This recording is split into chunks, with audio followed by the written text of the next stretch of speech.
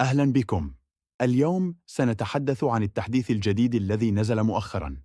كالعادة، مع كل تحديث فيه أشياء حلوة وأشياء ممكن تكون مزعجة.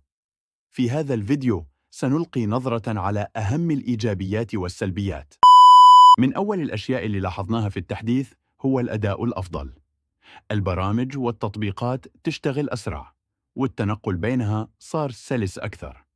سواء كان جهازك قديم أو جديد، أكيد راح تلاحظ الفرق.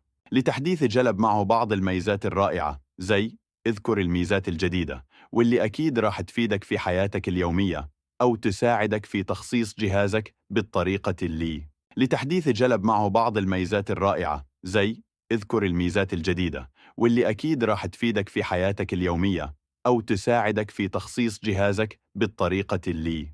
للأسف، بعض المستخدمين اشتكوا من أن البطارية صارت تخلص أسرع بعد التحديث. هذه المشكلة ممكن تتحل مع تحديثات قادمة، لكن حالياً هي موجودة.